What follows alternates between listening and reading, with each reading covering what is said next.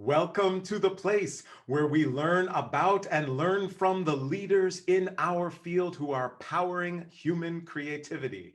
I am Aaron Dworkin, and this is Arts Engines.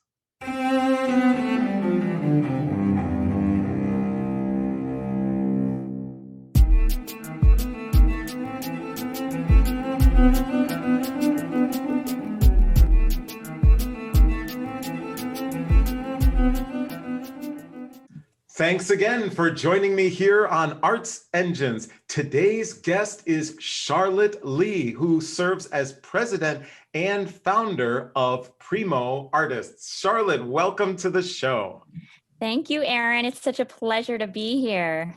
Well, so I am just so honored to be able to have you on the show. I've had the honor to be able to work and partner with you and see a lot of your work, which is truly extraordinary. And obviously, you're representing, some of our industry's leading artists like Itzhak Perlman and Joshua Bell, Nicola Benedetti, so many others. And so I wanted to kind of just start off with you could have gone kind of in any really direction, I think, in our field, but you chose this role of representing and advocating for artists. And I just thought we'd start off with why? How did you kind of end up doing the work that you're doing? Great question, Aaron. Thanks for that. Well, when I started in the business, it was in the late 90s, and I was working for Polygram Classics and Jazz, now known as Universal. Deutsche Grammophon, Decca, Polygram was the biggest overseer of these labels. And I was so excited to know that there was a business behind the music. And I had decided that I wanted to work in the center of it with artists, because there are obviously different sides of the field. You can do publicity, you can do presenting, you can do so many other sides of the field. But I decided I wanted to work with the artists because those are the geniuses and the creators of the center of what we're doing. And I enjoy my colleagues so much, but to be honored to be at the center of working with these great minds is such a huge distinction. So I feel so lucky ever since I started in the business, just thinking, this is where I want to be. This is who I want to be associated with, and this is who I want to enable to do their work. What an honor. So I've been doing it for 22 years since deciding That's the side that I wanted to focus on. Right. So an extraordinary legacy. And, some people kind of go into our field and they're like, okay, let me kind of find, the biggest agency, and I'm just going to kind of, go on my journey with them. But then years ago, you made that choice that entrepreneurs do to really, to strike it on your own and to say, I can really, build and create something that actually doesn't exist. And of course, you've built something so extraordinary and, really have your pick and choice of artists to represent. Can you share with us a little bit just about that decision to be an entrepreneur, to build and create your own firm rather than, kind of continue on that process that many do of a kind of step ladder at a larger firm? Yes, well, I started at IMG Artists, of course, one of the biggest and the only global agency in our industry. And I couldn't do what I do now if I hadn't learned everything I did there. Being there for 17 years and starting from the very get-go in the late 90s to work on the management teams for Lang Lang, Evgeny Kissin, Joshua Bell, Franz Wesser-Merst, Hilary Hahn, and to really get exposed to that high level of artists, of concert promoters, of record companies, and the managers that I was learning from. My mentors, Edna Landau, Charles Hamlin, Elizabeth Sobel. But once they all infused in me everything that I learned over 17 years of being at the agency, and they were no longer at the agency, I had felt that I had the opportunity to step into my own autonomy, to do whatever I wanted to do for my artists that didn't have the inhibition of working for a big corporation. And that was why I started Primo Artists in 2015, because everything I do and my philosophy of representing artists has nothing to do with the company. It has to do with each artist. So I have an individual, personalized way of working with every single artist to amplify and support what their vision is individually for what they want to do. And every single artist of the 10 artists that we manage, it's a different approach. And so when you don't have quotas or stipulations that you need to fulfill at a corporation, and you have that freedom, it really just gives you the liberation to work for your artists in the way that you want. So being nimble, being free to work for whoever I want in the way that the artist most needs was so pivotal. That's why I started the company. And if that's one of the things I think that has stood out to me so much in seeing the impact of your work is how artist centric you are, and Thank focused on you. So of course, this past year redefined our industry, redefined so many organizations and obviously agencies and artist agents, I think, who have been, hit along with artists directly so acutely by this. And many have pivoted. And I noticed that you kind of have, within this past year, but even going before that, really developed and have been investing in kind of digital marketing and all that, and expanding some of the value that you bring to artists. Could you just kind of share how you've done that? Because I'm sure there are others out who are either representing artists or artists themselves who are thinking about these types of things, and hearing kind of what you've done, what's been working would be great. Yes, thank you for asking about that, Erin. It is a wonderful opportunity that we've stepped into through the pandemic. It was something that I have been dreaming about doing for quite a while, but just honestly, the pace has been so unrelenting pre-pandemic. But I always wanted to have a social media and PR division. And it's just something that I was able to move into during the pandemic because things slowed down, and I could really take a look at what I wanted the business to focus on. And I will always fundamentally, at the core of what we do, have artists at the center of it. But that doesn't mean that it can be limited just to artist management. So it was actually Steve Mackey, the Grammy award-winning composer, who approached me and said, the way that you promote your artists on your channels, that's how I want to be promoted. And I said, maybe I can do that for you without having to manage you. I don't have to manage an artist to be able to add value to them. What we do is aggressive promotion of our artists, but it doesn't have to be limited to those on our artist management roster. So therefore, that led to the birth of our social media and PR division in November 2020. So we launched 5.5 months ago, and now we have 11 artists that we work for.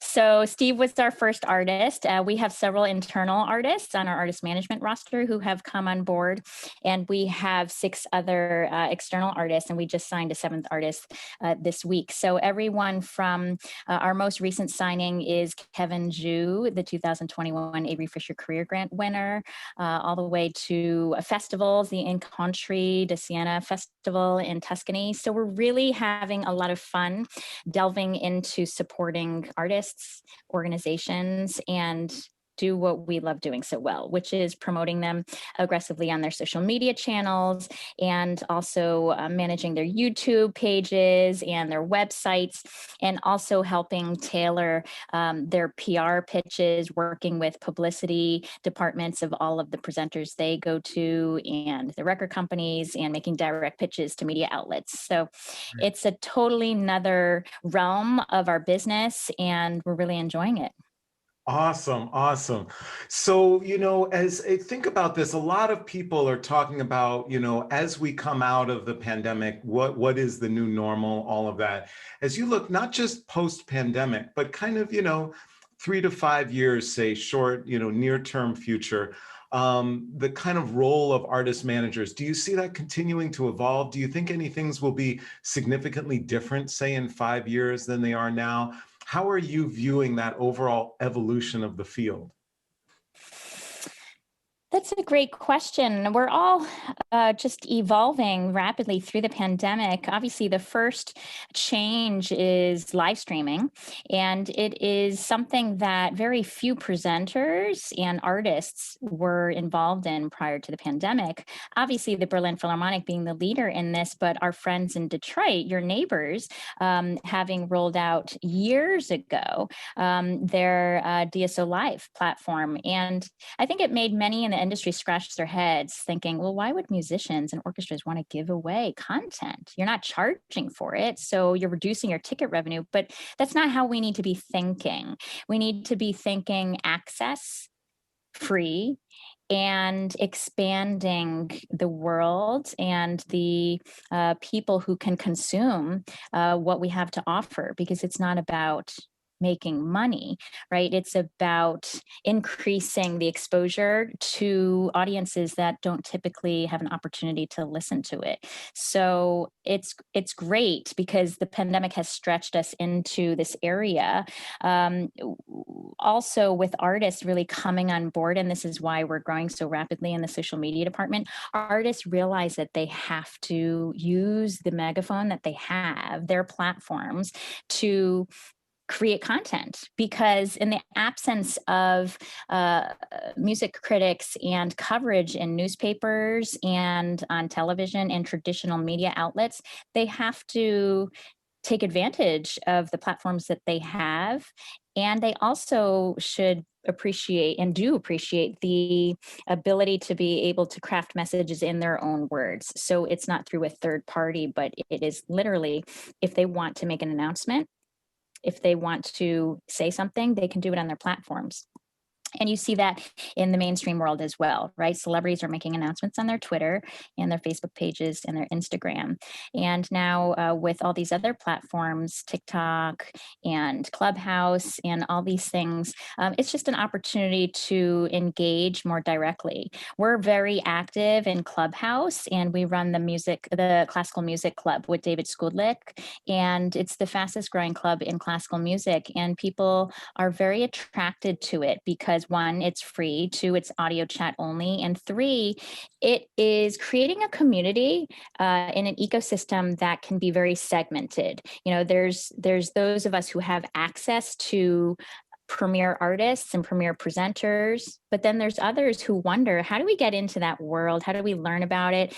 And we can't expand our art form if we're exclusive not only with the non-classical music lovers, but our own people who are trained musicians who want to get into the industry and want to get onto the stages. So what we're doing on Clubhouse is expanding and building this community so that people can feel inclusive. They can discover how they can contribute to this art form, whether it's on the stage, behind the stage, or on the administrative side, which we need more of. So that's what we're doing here, to just make the choir bigger. To quote you, Aaron, it's about making the choir bigger, right? Awesome, awesome. So unfortunately, we're just about out of time, but I can only imagine, right, there have been times this past year or just in the regular flow of things where it just seems like something's insurmountable. The challenges are great. And in those toughest days, I'm curious, what do you draw upon for inspiration, for strength to be able to overcome the obstacles that face you? Oh, great question. Well, with misery comes company, right? Or what's the saying? Company, I think, right? Misery loves company. And so when we were all suffering at the beginning of the pandemic, we were coming together. The sector of the artist management side is one that can be very siloed because we compete against each other. And that's why I founded PAMAC, Performing Arts Managers and Agents Coalition, because we wanted to come together for the first time to be able to get over this pandemic, but not just for our side, to equitably represent all segments of our industry.